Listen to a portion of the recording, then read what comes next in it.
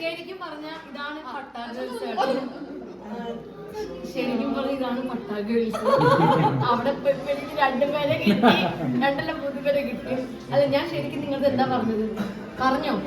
നമ്മള് ആനു കപ്പായിട്ട് വരുവാണെങ്കിൽ നമ്മള് 3 പേരും പട്ടായ പോകുന്നുള്ളത് പറഞ്ഞു. ശരിക്കും പട്ടാ ഗേൾസ് പട്ടായ പോവും അമ്മ. ഇന്ന് രാവിലെ അനുമോള് വന്ന അപ്പൊ അനുമോള് എവിടെ കൊണ്ടുപോകും അമ്മൂനെ? അപ്പൊ ഞാൻ ഒരു മാസത്തേക്ക് പട്ടായ നിക്കാം. അതാണ് പോയി വരണ്ടല്ലോ, അവിടെ തന്നെ നിക്കാം.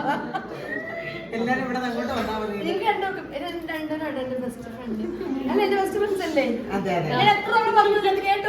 നീ ഇറങ്ങിയില്ലെങ്കിൽ നാട്ടുകാർ മൊത്തം അറിഞ്ഞു നമ്മളാണെന്ന്.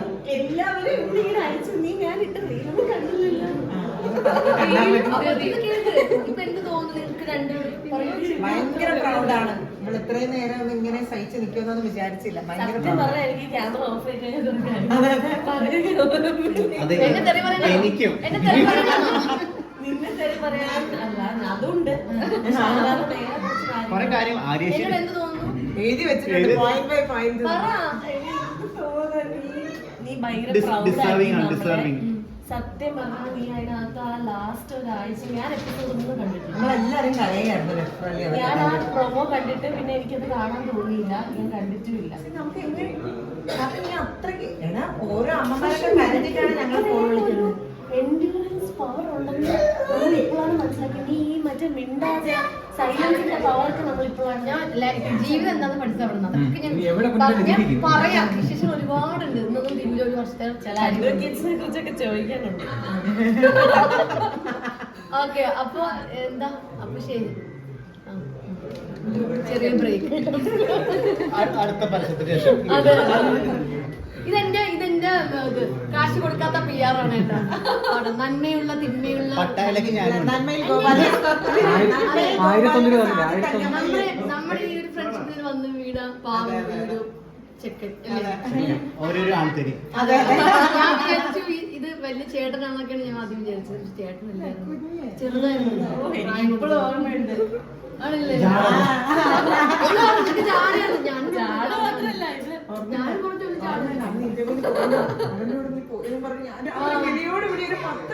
കോള് ചെയ്തു ഇവിടെ ഇന്റർവ്യൂവിന് പോയല്ലോ. അറിയില്ലല്ലോ. നമ്മളതിനൊക്കെ വേണ്ടി പറഞ്ഞു കൊടുക്കുന്നു. ഇത്ര വലിയ കണ്ടുപിടുത്തം വേണ്ട. മതി മതി.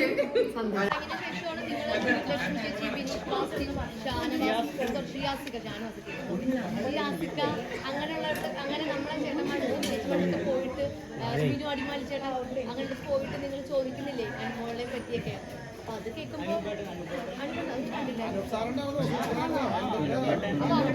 അവരുടെ ഉള്ളിൽ എന്താണോ അവരുടെ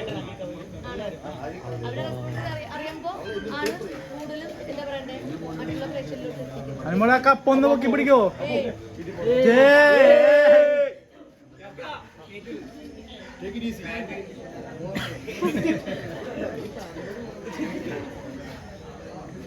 അനുമോളൊന്നും കൂടി പിന്നെ